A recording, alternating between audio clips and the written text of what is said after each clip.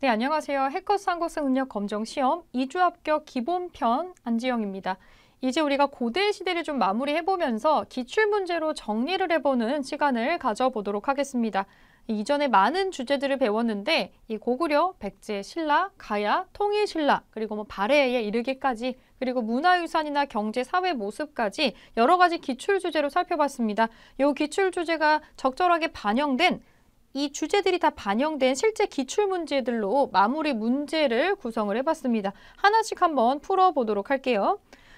1번 문제 먼저 보겠습니다. 가와 다를 일어난 순서대로 옳게 나열한 것은 우리가 이런 문제를 보면 볼 때 약간 좀 지레 겁먹는 게 있는데 이런 것들은 순서만 제대로 차분히 살펴보면은 그렇게 복잡한 문제가 나오지는 않아요. 그리고 이거를 연도를 암기하는 걸 요구하는 게 아니기 때문에 어떤 왕이냐, 어떤 사건이냐, 사건의 인과관계를 알면 실제로 아주 같은 기간 안에 연도상으로 크게 차이가 안 나는 것도 연도를 외우는 것보다는 그 사건의 전후관계를 알면은 어렵지 않게 풀 수 있는 문제들로 구성이 되어 있습니다. 네, 고구려의 발전 과정을 주제로 하고 있습니다. 한번 사건들을 살펴볼게요.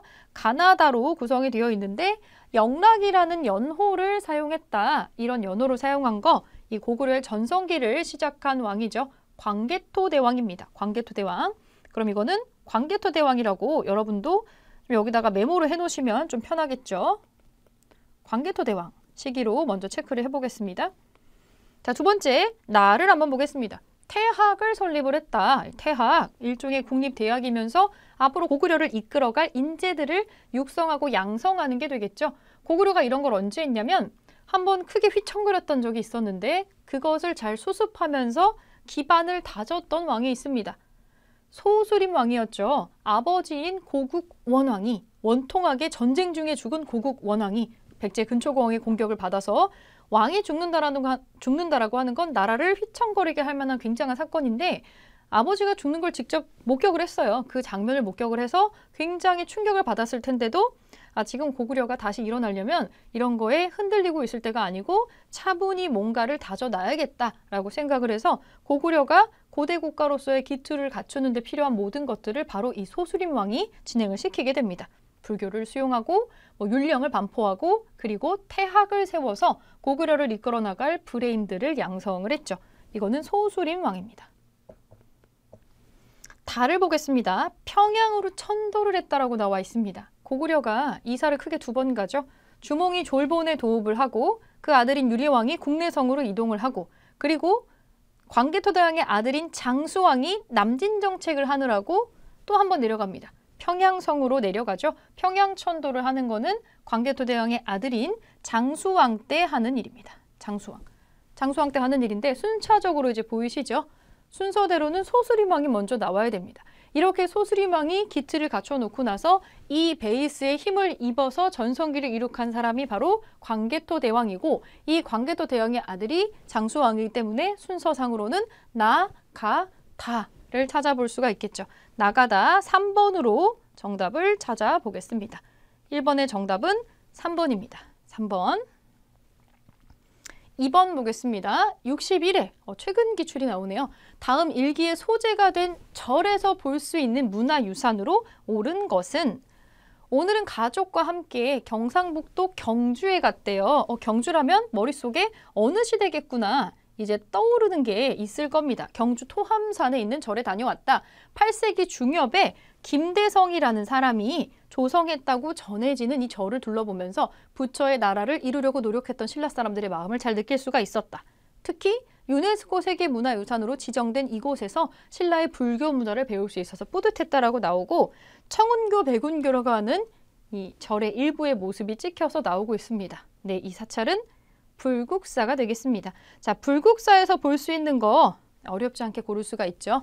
1번에 아예 불국사라고 나오고 있습니다. 1번으로 여러분 답을 찾아줄 수 있겠습니다. 정답은 1번이고요. 이불병조상 발해의 거가 되겠고 성덕대왕 신종은 이 신라 거기는 한데 통일신라로 넘어가야 됩니다. 그래서 쌍봉사 철감 선사탑 완전 처음 들어보는 내용 아닌가요? 이거는 경주 지역에서 볼 수 있는 문화유산이 아니죠. 자, 넘어가 보겠습니다. 3번 풀어보겠습니다. 3번. 밑줄근 이 나라에 대한 설명으로 옳은 것은 호암사에는 정사암이 있다. 정사암이라는 걸로 봐서는 넓은 바위라던가 큰 바위의 형태를 생각해 주시면 될 것 같아요. 사실 정사암이 제일 큰 힌트입니다. 정사암. 이 나라에서는 장차 재상을 의논할 때, 재상을 뽑을 때 이 재상이 될 만한 사람 서너 명의 이름을 써가지고 상자에 넣어서 밀봉을 한대요. 밀봉을 해서 봉해서 바위 위에 두었다가 시간이 조금 지나고 나서 이걸 열면 밀봉해서 넣어뒀는데 어떤 사람의 이름에 도장이 찍혀 있다는 거예요. 도장이 찍힌 자국이 있는 사람이 이제 재상이다 라고 나오는데 굉장히 판타지에 가까운 내용이지만 누군가가 찍고 넣어놨을 가능성이 많이 있죠. 정사암이라는 이 바위, 정사암회의라고 하는 일종의 귀족회의 체제를 가지고 있었던 이 나라는 백제가 되겠습니다. 백제. 삼국유사에 나오는 내용인데 자, 백제에 대한 설명으로 옳은 것을 골라주시면 되고요. 바로 1번에 사실 답이 나오네요. 22담로를 두었다. 22담로. 22담로는 백제 중에서도 백제의 공주 시절을 이끌었었던 무령왕이라는 사람이 있습니다. 이 무령왕이 이 지방의 행정구역을, 통치구역을 22개로 나누어서 왕족을 파견해서 다스리게 했었죠. 이게 22담로가 되겠습니다. 무령왕의 업적 중에 하나죠. 그래서 1번을 답을 찾아줄 수가 있겠고 국학을 설립하는 거는 이 국학이라고 하는 학교예요. 학교인데 이거는 통일신라에 해당되는 내용이에요. 통일신라의 신문왕이 한 겁니다. 신문왕. 일단 백제 거 아니고 진대법을 실시한 거는 고구려의 고국천왕입니다. 을파소를 시켜서 백성들에게 곡식을 빌려주게 하는 진대법. 골품제라고 하는 신분제도가 있었다. 이거 신라의 신분제도 얘기하는 거죠. 그래서 해당 사항이었고 백제는 1번입니다. 자, 4번 보겠습니다. 다음 사건이 일어난 시기를 연표에서 옳게 고른 것은 이 연표 문제가 가장 어려운 문제입니다. 한번 살펴보겠습니다. 나는 신라의 영토를 한강의 유역까지 넓힌 것을 기념하면서 이곳 북한산에 순수비를 세우노라. 힌트가 여러 개가 나옵니다. 신라의 영토를 넓혔대요. 이 사람 신라 왕이겠죠. 북한산에 순수비를 세웠대요. 북한산에다가 비석을 세웠는데 순수비는 임금이 자기 영토를 한 바퀴 돌아보는 것을 순수비라고 합니다. 북한산 순수비에 대한 내용이 지금 나오고 있어요. 이 왕은 여러분 공부하셨던 내용을 반추해 보신다면 한강을 차지하고 북한산에 순수비를 세운 왕이 이 유물의 이름에도 들어가 있죠. 진흥왕입니다. 진흥왕. 자, 요게 일어난 시기를 연표에서 골라보겠습니다. 우선은 진흥왕이 한강 유역을 뺏은 것은 원래 한강 유역을 처음에 차지한 건 백제였는데 이 백제가 이걸 고구려에게 빼앗기고 장수왕에게 빼앗겼던 거를 백제의 성왕과 연합을 해서 같이 힘을 합쳐가지고 한강 유역을 다시 빼앗잖아요. 그리고 성왕을 배신하고 한강을 전부 다 차지하게 됩니다. 우선 이 한강을 넓혔다라는 전제가 성립하려면 성왕이라는 백제 왕하고 연합을 해야 돼요. 그럼 우리가 연도에서 백제 성왕이 즉위하기 전은 지워줄 수가 있겠죠. 지울게요. 지우겠습니다. 그리고 아직은 신라, 고구려, 백제가 따로따로 존재를 하고 있으니까 신라의 삼국통일까지 가면 또 안 될 것 같고요. 황산벌 전투라고 하는 거는 이제 백제가 망하기 직전에 마지막 전투가 되겠어요. 시기적으로 너무 뒤로 가 있습니다. 여기 확실하게 지워줄 수가 있겠고 대야성 전투라고 하는 것은 신라가 중요한 국경지대의 성을 빼앗겼었던 전투가 되겠습니다. 의자왕 때 일어난 사건이에요. 의자왕. 백제 의자왕 때 의자왕이 대야성을 빼앗거든요. 요 뒤로 넘어가면 안 되겠죠. 이거는 진흥왕 때에 걸쳐서 일어나는 시기여야 합니다. 그래서 답은 2번으로 골라줄 수가 있겠습니다. 성왕이 즉위해서 성왕이 있었던 시기이면서 성왕이랑 관련된 시기이면서 아직 이 진흥왕의 뒤쪽 시기로 넘어가지 않았던 시기로 골라주면 남은 시기는 나밖에 해당 사항이 없는 거예요. 그래서 2번으로 찾아줄 수가 있겠습니다. 2번으로 찾아주시고 5번 문제 한번 보겠습니다. 가에서 다까지 일어난 순서대로 옳게 나열을 한 것은 61회 최근 기출문제가 되겠고요. 만화로 보는 삼국통일의 과정이다. 고구려는 김춘추의 군사 지원 요청을 거절하였다. 개백에 결사되는 황산벌에서 김유신의 신라군에 맞서 싸웠다. 신라군이 매소성에서 당의 군대를 크게 격퇴하였다. 자, 힌트가 되는 거 한번 보겠습니다. 고구려와 김춘추가 나오네요. 김춘추가 고구려에 군사 지원 요청을 했다라고 나오고 있습니다. 김춘추. 개백에 결사대 황산벌. 개백에 결사대 황산벌 김유신의 신라군. 개백 백제 장군이죠. 최후결사대 오천결사대 얘기인 것 같아요. 신라군이 매소성에서 당나라의 군대를 크게 격퇴하였다. 순서대로 뭐가 먼저 나와야 될까요?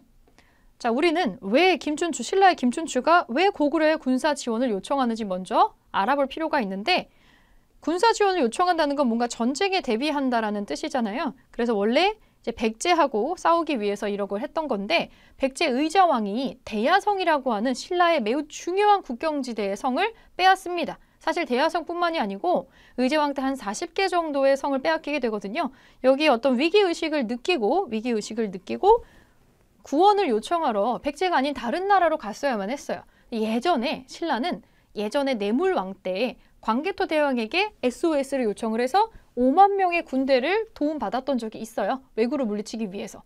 그래서 일단은 백제를 상대하기 위해서 이 신라의 김춘추가 위로 올라가서 고구려에게 다시 한번 원병을 요청했는데, 그 당시에 이 고구려를 장악하고 있었던 사람이 연개소문이라는 사람이 있었어요. 이 연개소문이 뭐 시원하게 도와주겠다는 말도 안 하고, 뭐 그럼 도와줄 테니까 저기 위쪽에 원래 옛날에 고구려 땅이었던 어디 일부의 땅을 좀 내놔라, 이런 식의 어떤 요구를 하게 되어서 이것 때문에 또 분란이 생겨서 오히려 감옥에 갇히게 되고, 이런 사건을 겪으면서 김춘추는 고구려는 아니다 라고 생각을 하게 되죠. 그래서 고구려와의 연합을 포기하고 어디로 넘어가느냐? 당나라에 구원병을 요청을 하게 됩니다. 그래서 나당연합군이 형성이 된 거죠. 요 다음에 나당연합군이 형성이 되고, 이 나당연합군이 순차적으로 백제와 고구려를 멸망시키게 됩니다. 그래서 이 나당연합군이 백제 쪽으로 먼저 갑니다. 그래서 백제의 계백의 5천 결사대에 최후의 전투를 하게 되고, 여기에서 계백을 포함한 5천 결사대가 전멸하고 사비성이 함락되고 의자왕이 항복하게 되면서 백제가 망하게 되는 거죠. 순차적으로는 가 다음에 나가 나오겠군요. 그러면 매소성이라는 건 언제 나오느냐? 이렇게 해가지고 백제가 멸망합니다. 백제 부흥운동도 실패합니다. 그리고 고구려가 망하고 고구려 부흥운동도 실패합니다. 그런데 이렇게 삼국을 통일을 하기 직전이 되니까 당나라가 본격적인 욕심을 드러내서 갑자기 자기네들이 한반도를 통치하려는 것처럼 옛날 고구려, 옛날 신라, 현재 신라, 그리고 옛날 백제 지역에 당나라의 행정구역 같은 걸 설치를 막 하는 거예요. 안동도 호부 막 이런 거. 그래서 여기에서 신라가 위기를 느끼게 되고 당나라 군대를 한반도 바깥으로 내쫓기 위해서 마지막으로 당나라와 전투를 하게 됩니다. 이 당나라랑 크게 전투했었던 지역이 두 군데가 나오죠. 첫 번째가 여기에 언급되는 매소성, 그리고 두 번째가 기벌포라는 장소입니다. 이 두 군데에서 당나라와 전투를 벌이고 격퇴를 해서 당나라 군대를 몰아내는 데 성공을 하고 마침내 삼국 통일을 이루게 되는 거죠. 지금 이 만화는 순서대로 언급이 되어 있네요. 가, 나, 다 순서로 일어난 순서로 나와 있는 거를 확인을 해볼 수가 있었습니다. 그렇다면 여기에 정답은 가나다로 이루어진 1번으로 답을 찾을 수가 있겠네요. 자, 6번 보겠습니다. 다음 가상일기의 밑줄은 이 전투로 오른 것은, 매소성 전투에서 승리한 우리 신라군은, 자, 매소성 나오네요. 매소성. 매소성은 누구랑 누구가 싸운 겁니까? 신라군과 당나라가 싸운 거죠. 나당 연합군이 연합을 이제 찢고 적군이 되어가지고 전투를 했었던 삼국통일전쟁의 마지막 전투 부분입니다. 매소성에서 승리한 우리 신라군이 서린기가 이끄는 당군을 이 전투에서 또다시 격파했다. 매소성과 기벌포는 쌍둥이처럼 붙어서 나오는 두 개의 지역입니다. 기벌포 전투 찾아주시면 되겠죠. 자, 기벌포로 정답 2번으로 찾아주시면 되고요. 기벌포 전투. 살수대첩은 고구려가 수나라를 물리친 전쟁입니다. 을지문덕 장군의 활약이 있었던, 시기적으로도 좀 앞서 있고, 안시성 전투도 고구려 전투죠. 안시성은 당나라랑 이제 고구려랑 싸웠던 전투라고 보시면 되시겠고, 황산벌 전투는 백제가 망할 때 계백의 5천 결사대가 항전했었던 그 전투를 얘기합니다. 자, 정답은 기벌포 전투로 찾아주시면 되고요. 7번입니다. 각 나라에 대한 탐구 활동으로 가장 적절한 것은, 김수로가 세운 가의 역사. 김수로 왕, 김수로가 나온다면 이것은 가야의 역사가 되겠군요. 가야 중에서도 금관가야로 보시면 되겠습니다. 여기 학교를 출발해서 국립 김해박물관을 간대요. 김해 지역에 있었던 게 금관가야입니다. 가야의 육가야의 반장 역할을 했었던, 맹주 역할을 했었던 금관가야 유적지가 김해 쪽에 있고, 김해 대성동 고분군, 왕릉급의 고분들이 모여있는 장소죠. 여기도 마찬가지로 금관가야의 유적과 유물을 볼 수 있는 곳입니다. 자, 금관가야 탐구활동으로 가장 적절한 거 찾아보겠습니다. 지금 우리가 찾아야 되는 건 가야, 금관가야에 관련된 내용이에요. 사비로 천도한 이유를 파악한다.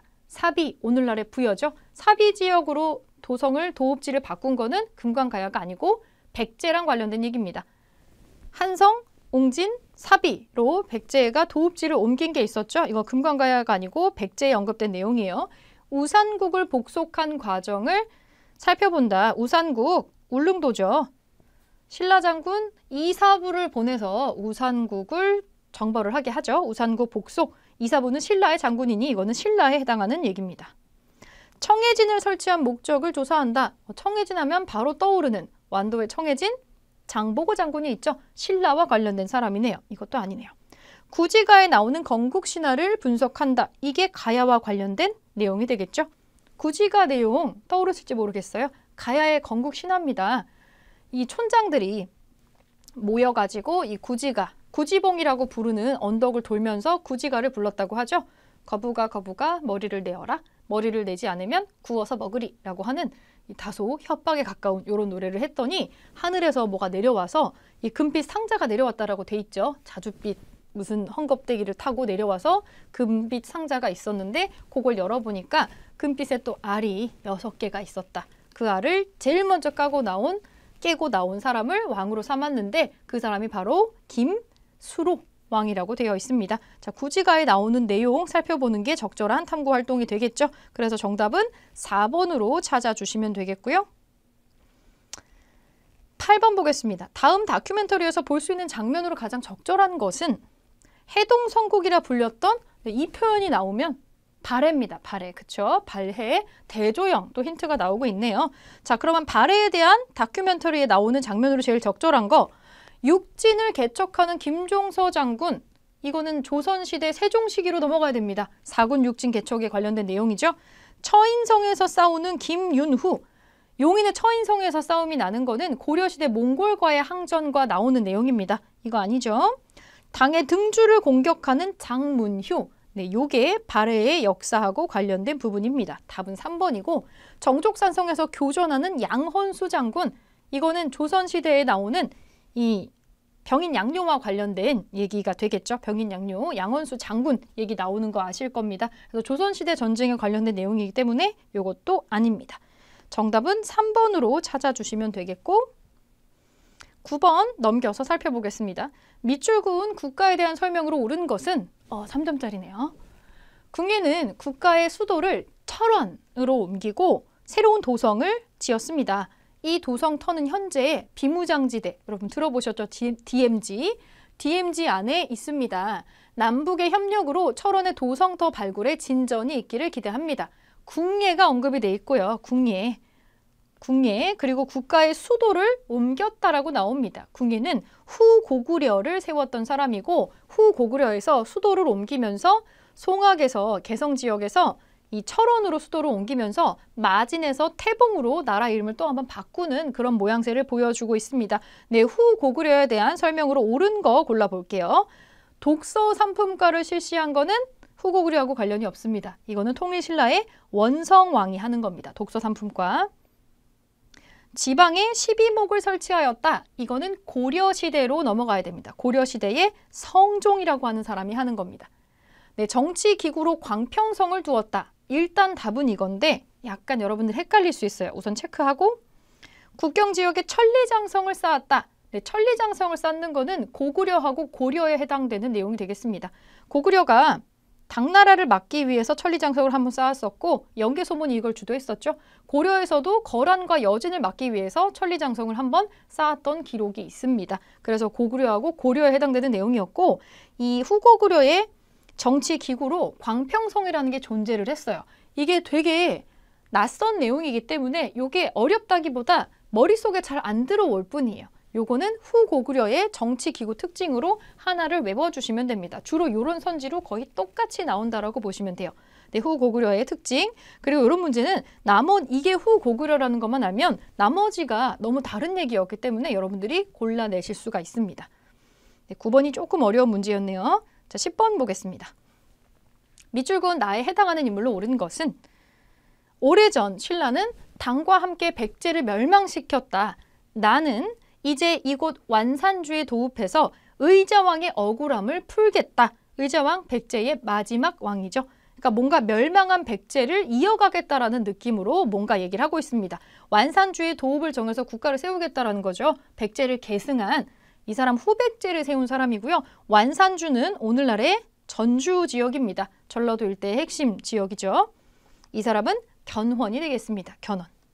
견훤이 후백제를 세우죠. 궁예는 후고구려를, 만적은 만적의 난을 일으킨 사람으로 고려에 나오는 노비의 이름이고요. 양길은 궁예가 국가를 일으키기 이전에 밑에 들어가서 힘을 키웠던 호족 세력 중에 하나입니다. 이렇게 보시면 되고 정답 1번이고요. 자, 11번 문제 보겠습니다. 11번.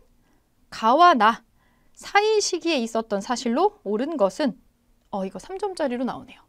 헌덕왕 14년에 웅천주 도독 김헌창이, 웅천주면은 오늘날의 공주 지역쯤 돼요. 김헌창이 자신의 아버지 김주원이 왕위에 오르지 못함을 이유로 반란을 일으켜 국호를 장한 연호를 경운이라 하였다. 헌덕왕 때 왕은 이미 존재하는데 누군가가 본인의 아버지가 왕이 못 됐다라는데 불만을 품고 반란을 일으켰다라는 거예요. 신라 하대에 이런 일이 비일비재했습니다. 귀족들이, 진골 귀족들이 신라 하대라고 하면은 신라 중대의 삼국 통일이 돼요. 그래서 이제 더 이상 삼국이 치고받고 싸우는 그런 치열한 전투가 없습니다. 이런 전투가 없었기 때문에 오히려 내부에 혼란이 일어났어요. 이 귀족들이 사람들이 어떻게 사는지 관심이 없어요. 관심이 없고 자기들의 세력만 불러서 키우려고 하는데 힘만 있으면 누구나 왕이 될 수 있다라고 생각을 하고 나니까 진골 귀족들끼리 엄청 싸우는 거죠. 사실은 원래 신라가 골품제도 때문에 성골만 왕이 될 수가 있었는데 나중에 그 성골의 남자가 완전히 없어지게 되고 실제로 김춘추가 진골로서 왕으로 즉위를 하게 되면서 엄청난 투닥거림이 있게 되는 거죠. 그리고 무열왕의 마지막 직계 후손이었던 그 해공왕이라는 사람이 죽게 되면서 본격적인 혼란의 어떤 폭풍 속으로 들어가게 됩니다. 이 해공왕은 심지어 왕인데 피살당했다라고 나오고 있습니다. 귀족들은 누구나 혈통은 이제 완전한 직계든 반계든 직접적인 혈통은 끊어졌다라고 봐요. 누구나 힘만 있으면 왕이 되는구나 라고 생각을 하고 이 왕의 자리를 차지하기 위해서 굉장한 혼란기에 접어들게 됩니다. 그 신라 하대에 있었던 대표적인 혼란기 중에 하나가 바로 이 김헌창의 난이라고 보시면 됩니다. 김헌창의 난을 기점으로 해가지고 여러 가지 일들이 도미노처럼 벌어지게 돼요. 하대가 되면. 그리고 나서 이 김헌창의 난 이후로 김헌창의 난이 그냥 물꼬를 텄다라고 보시면 되고 여러 가지 난리가 일어나는데 다른 사람들도 원종과 애노의 난이라고 그러니까 신분에 구애받지 않고 귀족이 아니고 일반 평민들도 난을 일으켜요. 살기가 너무 힘드니까. 그래서 무슨 난 이런 것들이 많이 일어나게 됩니다. 김헌창의 난, 그리고 원종과 애노의 난, 그리고 평민들이 도적이 되어서 붉은 바지를 입고 일으킨 적고적의 난, 뭐 이런 게 일어나게 되고 요 사이에 장보고의 난도 들어가 있습니다. 장보고의 난. 이것이 순차적으로 일어나게 되고요. 김헌창의 난, 장보고의 난, 그리고 원종과 애노의 난, 이런 난들이 일어나게 되니까 이제 왕들도 이거 뭔가 사회를 개혁해야 되는 뭔가 다른 시도가 있어야 되는 거 아닌가? 라고 생각을 하게 되고 요거를 시도하기 위해서 했던 것 중에 하나가 지금 나이에 등장을 하고 있어요. 진성왕 8년, 여기 진성왕이라고 나오는데 진성여왕입니다. 신라 마지막 여왕이죠. 진성여왕이고 최치원, 육두품 최치원이 시무 10조를 올리자 왕이 좋게 여겨 받아들이고 그를 아찬으로 삼았다. 시무 10조라고 하는 거 이제 앞으로 정치에서 이런 거 해보면 어떻겠습니까? 라는 정치적인 어떤 내용을 올렸던 거죠. 그래서 이 내용은 뭐 아마도 최치원 자체가 육두품이었기 때문에 이제 뭔가 육두품이라는 신분의 한계에 구애받지 말고 인지를 뭐 등용합시다. 이런 내용들이 언급되어 있지 않았을까 싶어요. 뭐 되진 않았지만 자, 그럼 이제 우리가 찾아야 되는 거는 요 사이에 해당하는 일인데 시무 10조를 올려가지고 왕이 이걸 받아들였다라는 건 이런 걸 받아들일 정도로 뭔가 여러 가지 사건들이 있었다라는 거겠죠. 정치가 혼란하다고 느낄 만한, 사회나 정치가 혼란하다고 느낄 만한 그걸 골라주겠습니다. 자, 진성왕은 이 하대에 해당하는 임금이 되겠고요. 1번 원종과 애노가 봉기하였다. 바로 1번에 나오네요. 원종과 애노의 난. 일어나고 나서 이런 사건들을 겪고 나서 더 이상 뭔가 안 되겠어. 뭔가 이거 바꿀 수 있는 타개책이 필요해. 라고 해가지고 시도했던 것 중에 하나가 이 최치원을 발탁을 해서 최치원의 시무십조를 반영하려고 노력을 했었던 거. 이게 이제 요 순차적으로 나오는 얘기입니다. 김흠돌의 난, 김흠돌의 반란은 이 사이에 해당하는 게 아니라 가의 이전입니다. 신라 하대가 아니라 신라 중대에 신라를 삼국 통일을 한 문무왕의 아들 신문왕이라는 사람 있죠. 신문왕의 장인어른이거든요. 그래서 시기상으로 가의 이전으로 넘어갑니다. 아니에요. 이사부가 우산국을 복속시켰다. 우산국을 복속한 얘기는 가의 이전으로 한참 거슬러 올라가게 됩니다. 요거 지증왕 때로 올라가야 되잖아요. 신라 상대로 올라가네요. 아니네요. 을지문덕이 살수에서 대승을 거두었다. 을지문덕 장군이 나오면 살수대첩인데 이거는 고구려가 아직 존재할 때입니다. 살수대첩이면 당연히 통일신라 이전으로 넘어가야겠죠. 이건 전부 다 통일신라 시기입니다. 그러니까 가의 이전 시기로 넘어가네요. 그래서 4번도 아니기 때문에 정답은 1번으로 찾아줄 수가 있겠습니다. 자, 12번 보겠습니다. 가에 해당하는 인물로 옳은 것은 저는 지금 완도의 청해진 유적 상공에 왔습니다. 완도 청해진이면은 바다의 왕자 이분 장보고를 떠올리면 되겠죠. 장보고는 이곳을 거점으로 삼아서 해적을 소탕하고 당 일본과의 해상 무역을 주도하였다. 이거 바로 나오는 내용입니다. 그래서 장보고를 골라주시면 되겠죠. 완도의 청해진을 진지로 삼아서 크게 세력을 확장했었던 사람입니다. 자기 딸이 왕비가 될 뻔했었던 사람이죠. 자, 이제 마지막 문제 페이지 한번 보겠습니다. 교사의 질문에 대한 학생의 답변으로 옳은 것은 13번인데요. 이것은 무용총에 그려진 수렵도입니다. 이 문화유산을 남긴 국가에 대해 말해볼까요? 네, 요거 무용총 수렵도, 요거 고구려 거죠. 고구려 고분벽화입니다. 고구려에 해당하는 거네요. 고구려. 자, 한번 찾아보겠습니다. 22담로의 왕족을 파견한 것은 이거 웅진 시기에 백제의 무령왕이 했던 거죠. 이거는 백제 거니까 해당 사항이 없고 고구려가 차는 겁니다. 지금 한해 침략을 받아서 멸망했어요. 이거는 시기를 좀 더 거슬러 올라가야 되죠. 그래서 한사군이 설치가 되잖아요. 고조선에 해당되는 얘기입니다. 2번은 고조선에 해당되는 얘기고 신지, 읍차 등의 지배자가 있었다. 이거는 삼한에 해당하는 내용입니다. 빈민구제를 위해서 진대법을 실시했다. 진대법이 나옵니다. 진대법. 을파소라는 명제상이 진대법을 실시를 하게 되죠. 네, 여러분 요거는 고구려 고국 천황 시기에 을파소가 했었던 제도기 때문에 빈민구율 제도기 때문에 요 4번이 고구려에 해당하는 내용입니다. 자, 14번 보겠습니다. 가 인물에 대한 설명으로 옳은 것은 역사 인물 카드. 모든 진리는 한마음에서 나온다라는 일심사상을 주장을 했다고 해요. 일심사상 첫 번째 힌트. 무예가를 지어서 불교 대중화에 기여한 사람이래요. 그리고 대승기 신론소라는 책들도 저술을 했대요. 일심사상과 무예가 불교 대중화 해서 여러분들이 유추를 해주면 좋은 사람입니다. 이 사람은 원효 대사입니다. 원효 대사. 자, 원효에 대한 설명으로 맞는 거 한번 골라보겠습니다. 맞는 거. 세속 5개를 지었다. 마찬가지로 신라의 승려기는 하나 세속 5개를 만든 거는 원광이라고 하는 사람이죠. 원광의 세속 5개는 화랑도에 지침이 되었습니다.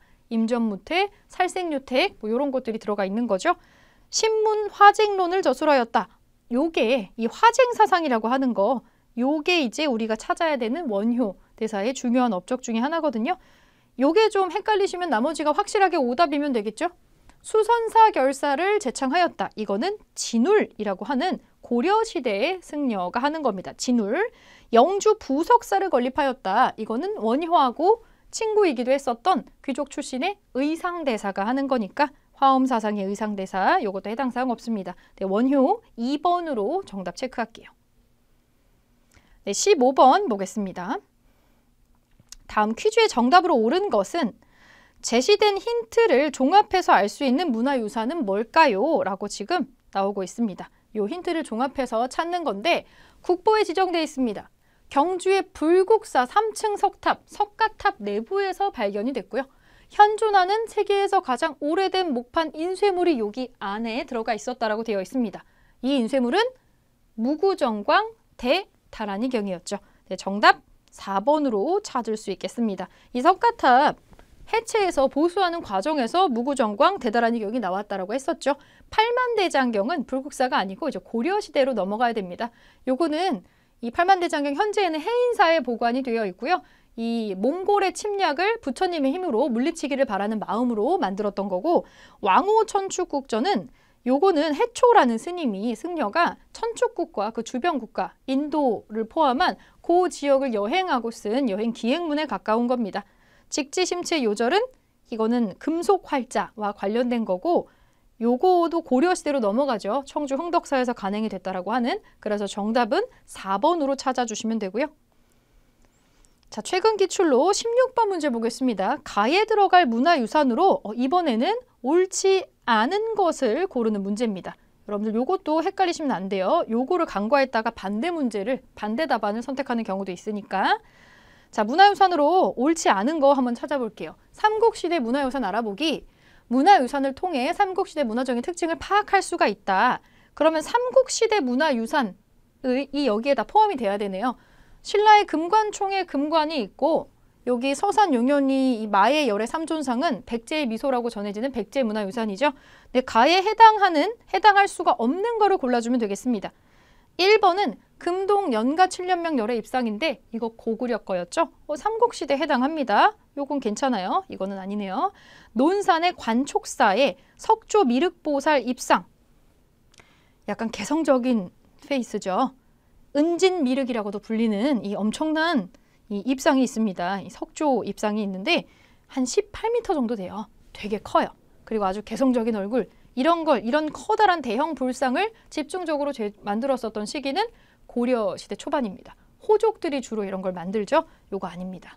요거는 고려시대로 넘어가니까 삼국시대 거가 아니죠. 천마도, 장리 천마도, 천마총의 장리 천마도, 천마도 말다래입니다.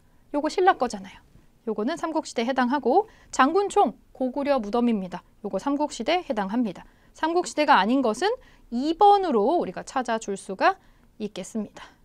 2번 찾고요. 네, 문제 16개 풀어봤습니다. 16개 문제를 풀어봤는데 이 문화유산에 해당하는 파트가 내용이 조금 많아요. 그래서 여러분들 넘기시면 이제 핵심 키워드로 단원 마무리를 한번 해보도록 하겠습니다. 이 16개 문제가 우리가 배웠던 내용 쭉 정리하면서 지금 나오는 건데, 뒷장에 이렇게 나와 있는 것들 있죠? 여기 나와 있는 순서가 여러분들이 공부했던 내용을 순서의 역사 순서와 중요도에 맞게 정리한 요약집 같은 거니까 요거를 한번 채우실 수 있으시면은 이 문제는 어렵지 않게 풀 수 있을 거라고 생각을 해볼 수가 있겠습니다. 네, 여러분 고구려 먼저 보겠습니다. 고구려 지역 먼저 보겠는데, 고구려에 우리가 기억해야 되는 왕, 원래 고구려에도 28명의 왕이 있지만 우리가 중요하게 빈출되는 키워드가 되는 주제별 왕들이 있었죠. 그 왕들을 순서대로 한번 보겠습니다. 고구려, 고국 천왕, 진대법 실시한 거, 이게 사실은 여기에 보기에 나오는 것들이 굉장히 많으니까 한번 쭉 정리할게요.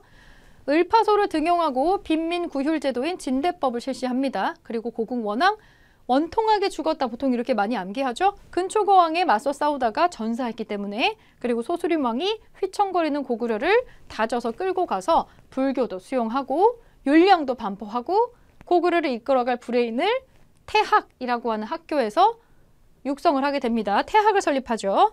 그리고 강대토대왕, 백제를 공격하고 신라를 구원하고 땅을 굉장히 넓혀 놓으면서 연호까지 사용을 합니다. 이 영화가 대대손손 이어지리라, 영원히 가리라, 뭐 이런 뜻을 가지고 있는 영락이라고 하는 연호를 사용한다. 한번 체크해 주시고, 그 아들이었던 장수왕은 아버지가 북쪽으로 영토를 많이 넓혀놨죠. 장수왕은 아래쪽으로 갑니다. 근데 아래쪽을 공략하기에 국내정이 너무 위에 있는 거예요. 그래서 수도를 대대적으로 옮기는 천도를 단행을 합니다. 평양천도를 하죠. 평양 쪽으로 수도를 옮기는 천도를 하고요. 마침내 평양성에서 준비를 마치고 백제의 한성을 빼앗습니다. 한강 유역을 찾게 되는 거죠. 그래서 여기까지 이제 우리가 한강 유역을 차지했어 라는 거를 알리기 위해서 중원, 충주 지역에 중원 고구려비 뭐 이런 비서까지도 세웠던 거 같이 기억을 해주시면 좋겠고, 아버지인 광개토대왕의 대왕릉 비를 건립을 합니다. 지금 무덤이 남아있진 않지만 실제로 이 비석의 크기가 어마어마하기 때문에 무덤의 규모도 상당하지 않았을까 추정만 하고 있어요. 이 비석은 우리나라에 없고 현재 중국 땅에 있는데, 이 광개토 대왕릉비가 6.3m 정도 돼요. 굉장히 높고 무게가 한 37톤 정도 됩니다. 그래서 고구려 건국 얘기부터 여러 가지 역사적인 내용들이 많이 나와서 우리가 알고 있는 고구려 내용들의 대부분은 이 광개토 대왕릉비에 적혀있는 내용에 기반을 하고 있습니다. 고구려의 대외 항쟁 부분은 순차적으로 보시면 될 것 같아요. 고구려를 괜히 민족의 방파제라고 하는 게 아니겠죠. 중국과 국경을 맞닿고 있는데 중국의 요서 지역을 먼저 선제 공격을 한 적도 있고요. 이 중국을 통일한 수나라가 침입을 했는데 이거 다 막아내죠. 을지문덕에 살수대첩이 있고 수나라는 결국 멸망하고 당나라가 되었을 때 당나라도 막아냅니다. 안시성 전투가 또 있었죠. 안시성 전투. 그래서 이거를 이겨내는 거 나오고 있습니다. 영계소문의 정변은 뭐 디테일하게 막 암기하실 필요는 없지만 이 영계소문이라고 하는 사람이 나중에 이 정권을 차지하는 이 과정에서 그리고 추후에 영계소문이 죽고 나서 이 권력 다툼의 과정에서 이 고구려의 내분이 일어나서 결국에는 멸망하는 데 일조했다. 이 정도로 기억을 좀 해주시면 좋을 것 같습니다. 백제의 왕이 5명이 언급이 되어 있죠. 고이왕, 그 기틀을 다져놓은 사람. 고구려의 소수림 왕처럼 백제에도 고이 이런 제도를 만들어 놓은 사람이 고이왕입니다. 마찬가지로 율령을 반포하고요. 관등제를 정비합니다. 율령은 법을 만들었다는 건데 관등은 뭐냐면 왕 밑으로 신하들을 줄을 세웠다는 거거든요. 그래서 이 관등제를 정비를 하고 나중에 여기에 맞춰가지고 옷의 컬러까지도 공복도 제정하고 이런 거를 고이왕이 합니다. 그리고 근초고왕은 백제를 마한 지역에 있었던 소국에서 벗어나서 강력한 국가로 넓혀놓는 데 일조한 사람이죠. 최고 전성기를 누렸던 사람입니다. 마한을 정벌해서 이 전라도 지역을 흡수하고 고구려의 평양성을 공격해서 고국 원앙을 전사시키고요. 가장 잘 나가던 시기였기 때문에 서기를 편찬합니다. 그리고 하나 추가로 여러분들이 여기 어딘가에 적어두시면 좋은 거는 뭐냐면 일본이랑 가까이 지내면서 일본의 왕에게 칠지도라고 하는 칼을 선물해줬다라는 거. 칠지도는 가끔 나오는 문화적인 특징이 있는 문화유산이라서 요거 같이 기억해 두시면 좋을 것 같아요. 그리고 한성시대는 이 근초고왕이 전성기 시절이고요. 계로왕이 한성을 장수왕에게 뺏기고 나서는 이 무령왕이 다른 시대를 열죠. 한성에서 쫓겨 내려와서 웅진으로 간단 말이죠. 웅진 시대에 무령왕이 다시 한번 백제를 일으키기 위한 베이스를 마련을 합니다. 뭐를 설치하냐면 자주 나오는 게 땅을 행정구역을 22개로 나누어가지고 왕족들을 파견했다라고 나와요. 22담로라고 하는 게 나옵니다. 그리고 중국의 남조하고 외교를 아주 딥하게 맺는 거를 볼 수가 있어요. 무덤의 양식까지 비슷하다는 거죠. 남조에서 발견되는 벽돌 무덤이 주로 웅진 시기의 고분에서 많이 발견이 되고 무령왕의 무덤도 남조 양식의 벽돌 무덤입니다. 그리고 무령왕의 아들이 성왕입니다. 아버지가 다져놓은 기반을 가지고 더 넓은 집인 사비로 이사갑니다. 부여로 천도를 하고요. 백제의 영광을 다시 누리리, 그리고 옛날에 그 번성했었던 부여를 다시 한번 재현시키리라는 뜻으로 남부여라는 이름으로 국호를 변경을 합니다. 남쪽에 부여를 다시 한번 재현할 정도로 강대한 국가를 다시 한번 만들겠다라는 뜻을 담아서 국호를 남부여로 변경을 합니다. 그리고 한강의 하류 지역을 신라의 진흥왕과 손을 잡고 일시적으로 회복을 했지만 진흥왕의 배신으로 빼앗기고 다시 빼앗으려고 전투를 했는데 관산성 전투에서 전사를 하는 비운의 왕이 되겠습니다. 신라에게 배신을 당하죠. 그리고 나서 나오는 마지막 부분에 무왕이라는 분이 익산으로 천도를 하려고 했다라고 정황상 보여지지만 완전히 천도한 거는 아닌 것 같고요. 하지만 수도의 위상에 버금가는 미륵사라고 하는 굉장한 사찰을 창건했던 것 같아요. 미륵사의 터가 미륵사지로 지금 남아있고 익산도 유네스코 세계문화유산 백제의 유적지구에 포함이 되어 있습니다. 미륵사의 탑이 좀 많이 나왔었죠. 뒤에 한 번 더 나오겠지만. 그리고 신라 지역 보면은 뇌물 마립간 이런 거 나오는데 신라는 기틀을 잡는 데 시간이 좀 오래 걸렸어요. 왕을 부르는 호칭이 조금씩 초반에 좀 달라요. 왕이 강력한 왕권을 갖고 있지 않고 기능과 권력이 조금씩 확장되는 모양새를 보였기 때문에 호칭이 좀 제각각이었어요. 그냥 거의 뭐 군장, 대표자 정도의 역할만 할 때에는 가령 첫 번째 임금인 박혁거세의 왕이 아니고 거서간이라는 호칭으로 불렸고 여기에 하늘의 제사 지내는 제사장의 의미가 덧붙이고 나서는 차차웅이라고 불렀다가 그리고 나중에는 연장자, 나이가 많은 사람, 옛날에 오래 살면 지혜가 있다라고 생각을 해서 연장자라는 뜻의 이사금이라고 불렀다가 또 철제 무기로 무장하고 정복전쟁을 하는 모습에 마립간이라고 하는 대군장의 역할로 불렀다가 그 마립간 때에 왕권이 좀 많이 강해집니다. 왜냐하면 초창기에는 박씨랑 석씨랑 김씨랑 번갈아 가면서 왕을 하다가 마립간이라는 호칭을 쓸 때에는 김씨가 독점적으로 왕을 하거든요. 왕권이 좀 세졌다라는 얘기죠. 그리고 요 시기에 뇌물 마립간 때 일본의 해적인 왜구가 너무 많이 들어와서 고구려의 도움을 청했더니 그때 마침 고구려의 광개토 대왕이 그래 내가 도와주마 하고 5만 명의 군대를 보내줘가지고 왜를 격퇴를 했었던 그런 사실도 찾아볼 수 있습니다. 이 마립간과 뇌물 마립간의 무덤으로 이거 그냥 재미로 알아두시면 좋을 것 같아요. 그 대릉원 안에 황남대총이라고 있죠. 부부 무덤, 왕이랑 왕비 무덤이라고 추정되는 황남대총, 그게 우리 추정상으로는 아마도 뇌물왕과 왕비의 무덤이 아닐까라고 추정을 하고 있다라고 합니다. 그리고 바로 옆에 천마총이 있죠. 천마총. 이 천마총 들어가 볼 수 있는 유적 박물관 같은 곳이잖아요. 천마총이 이 바로 밑에 나오는 지증왕의 무덤이 아닐까라고 추정이 되는 무덤이라고 합니다. 지금 연구는 계속 진행이 되고 있는 중이에요. 지증왕, 지증 마립간으로 즉위를 했지만 왕으로 호칭을 바꿨던 사람, 그리고 마침내 국가의 이름을 신라라고 바꾸었던 사람입니다. 이렇게 신라라는 하나의 이름으로 통합되기까지 무려 500년의 시간이 걸렸고요. 임금의 칭호도 중국식으로 하나로 왕으로 통일을 합니다. 그리고 누구를 보내요? 이사부, 신라 장군 이사부를 보내서 우산국을 정벌합니다. 우산국 정벌, 독도랑 같이 연결되는 얘기죠.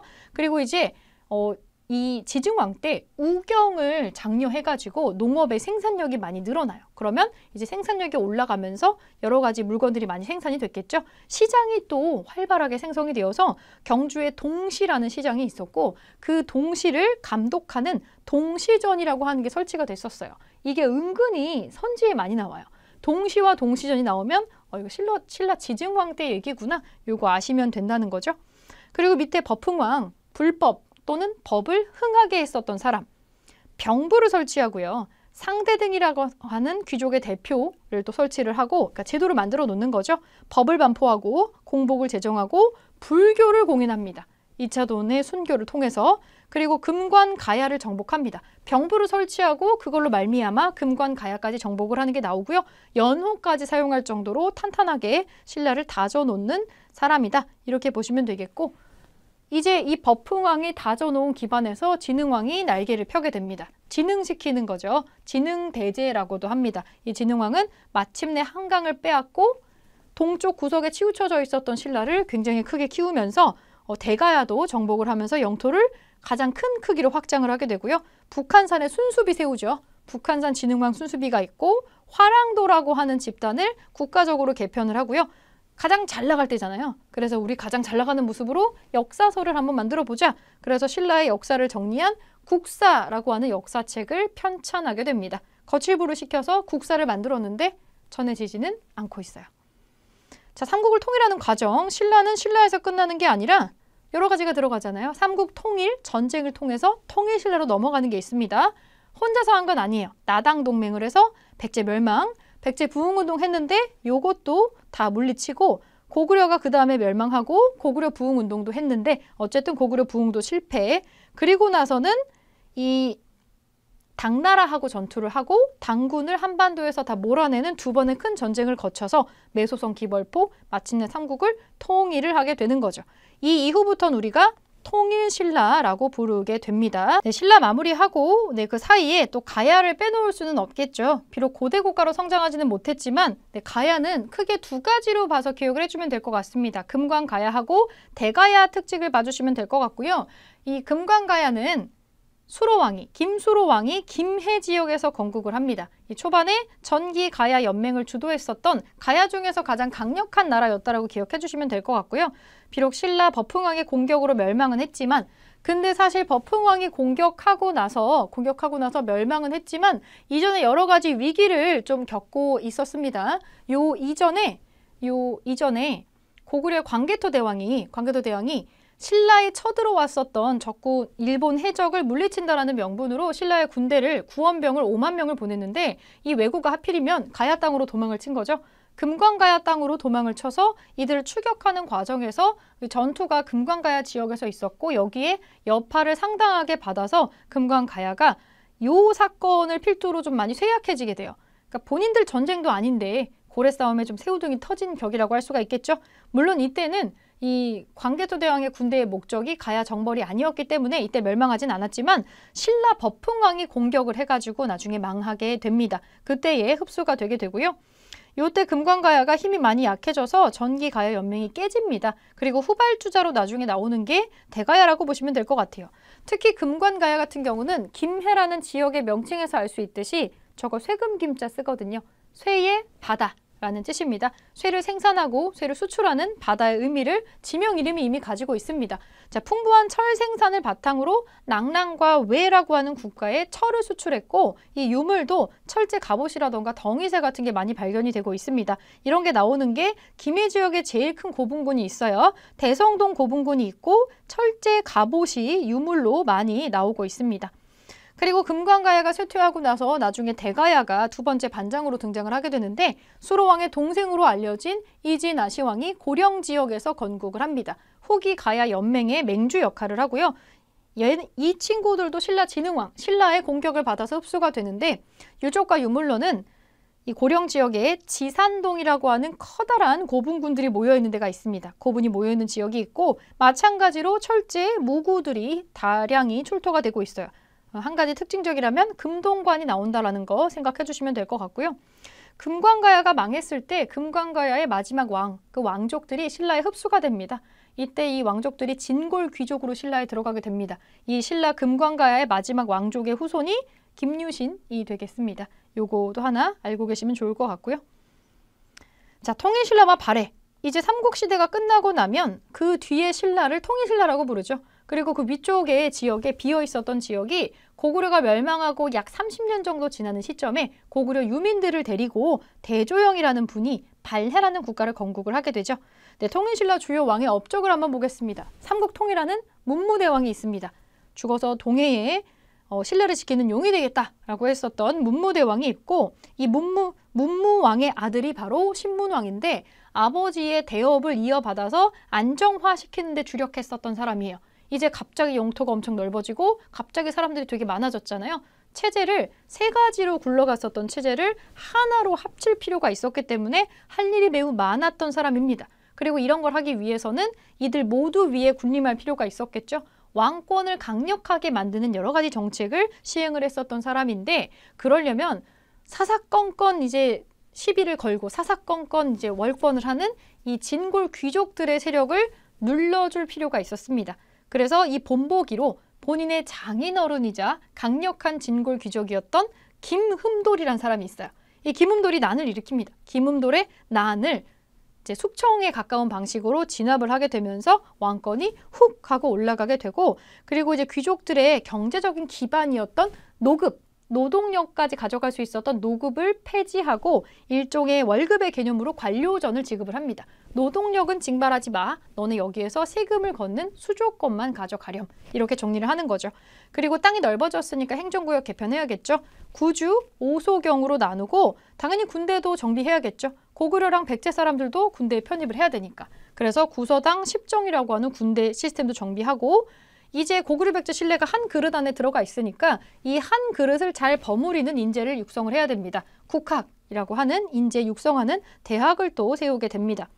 근데 이렇게 강력하게 노력을 했는데 나중에 다음에 경덕왕이라는 왕 때에 결국에 진골 귀족이 다시 들고 일어나서 노급이 또 부활이 돼요. 그러면서 모든 것이 약간 리셋에 가깝게 돌아가기는 합니다. 근데 경덕왕 때는 불국사와 석굴암이 만들어졌다라고 하는 굉장한 문화적인 특징이 있었어요. 통치체제, 중앙통치 조직이 있고요. 통일신라는 땅이 커졌잖아요. 당연히 정치체제도 넓어질 수밖에 없죠. 집사부 밑으로 13개의 부가 존재를 했고 지방행정은 넓어진 땅을 효과적으로 통치하기 위해서 구주 오소경이 있었고 지방에 파견되는 사람들, 그 지방에 있는 관리들을 감찰하기 위해서 지방관을 감찰하기 위해서 외사정이라고 하는 사람들이 중앙에서 파견이 되기도 합니다.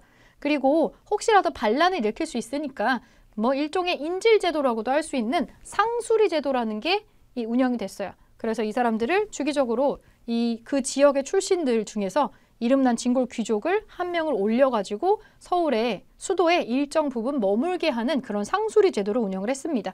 뭐 군사제도, 관리등용제도, 특기한 거는 독서 상품과라고 하는 게 선지의 보기로 매우 자주 출제가 된다라는 점이에요. 자, 발해 보겠습니다. 주요 업적은 이제 대조영에 관련된 얘기, 무왕, 문왕, 선왕 요렇게밖에 딱 나오지 않습니다.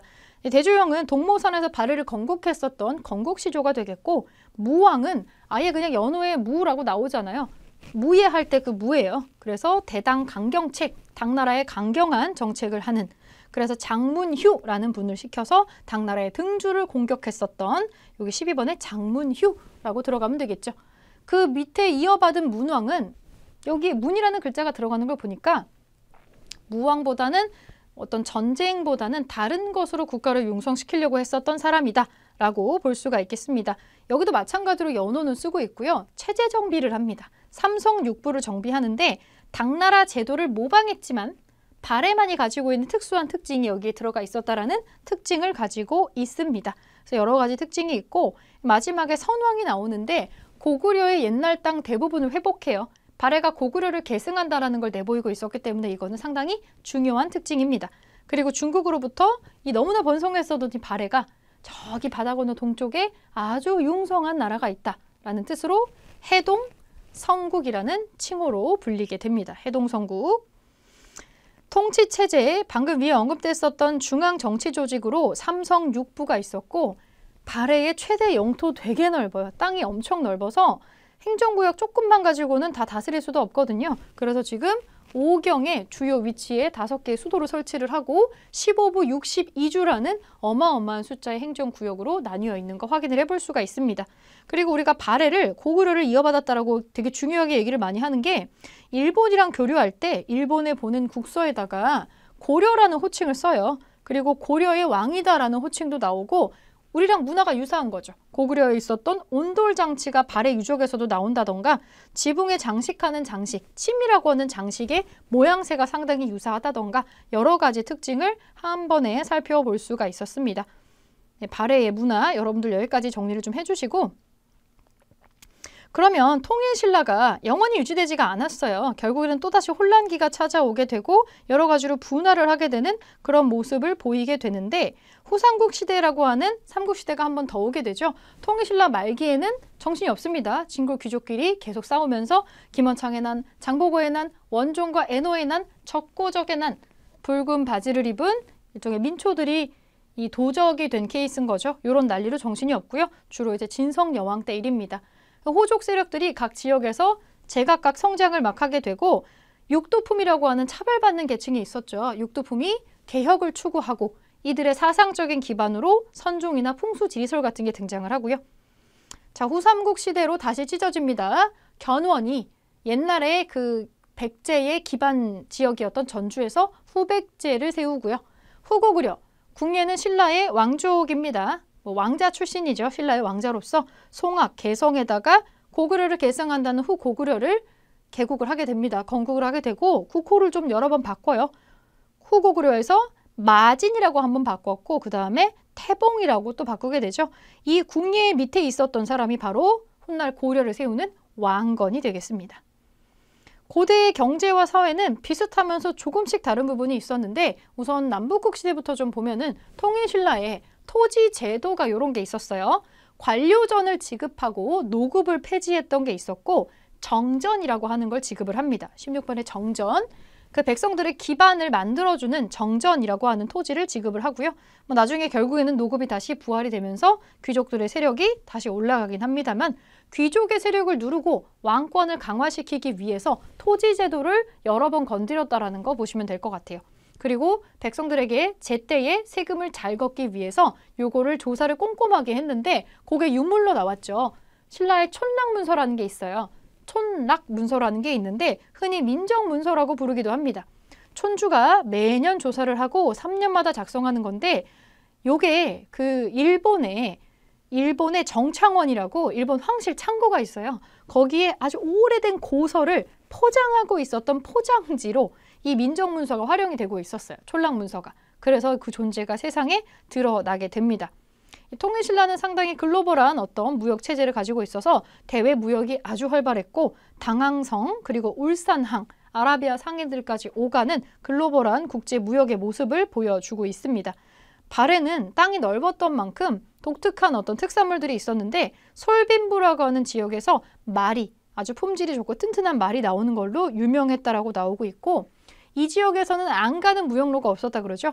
당나라로 가는 영주도, 일본으로 가는 일본도, 거란으로 가는 거란도, 심지어 신라까지도 여기 안에 범주에 포함이 되어 있어서 이 신라도라는 걸 만들어서 신라하고도 교류를 했다라고 나와 있습니다. 나머지 사회적인 모습, 고구려, 백제, 신라 각각의 특징이 있는데 왕족의 성씨는 고씨, 고주몽의 고씨, 오보 출신의 귀족이 있고 제가회의라는 귀족회의가 있습니다. 백제, 왕족의 성씨는 부여씨입니다. 8개의 팔성 귀족이 있고 정사함회의라고 하는 귀족회의를 가지고 있습니다. 신라, 독특한 골품제도 가지고 있고요. 만장일치로 운영됐었던 화백회의라는 굉장히 특이한 귀족회의 가지고 있습니다. 그리고 이 미소년들을 뽑아서 공부도 잘하고 운동도 잘하는 그리고 나라를 위해 죽는 게 가장 명예로운 죽음이라고 생각하는 화랑도를 육성을 하게 됩니다. 이게 삼국통일의 기반으로 작용을 하게 돼요. 그리고 고대 사상과 문화 전파 한번 보겠습니다. 고대 사상과 문화 전파.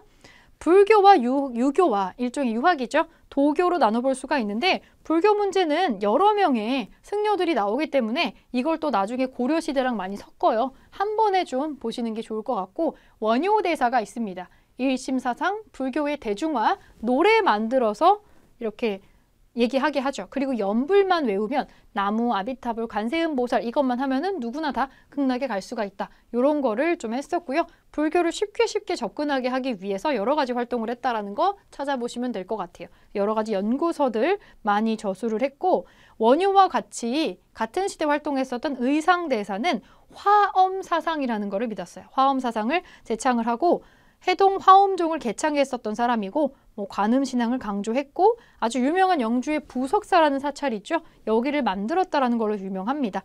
그래서 두 분은 내용이 조금 다르지만 불교를 크게 융성하게 하고 이걸 사람들에게 알려주려고 노력했다라는 점에서 공통점이 있어요. 그리고 해초는 일종의 최초의 기행문 같은 왕호 천축국전이라고 하는 책을 저술했습니다. 보기에 많이 나와요.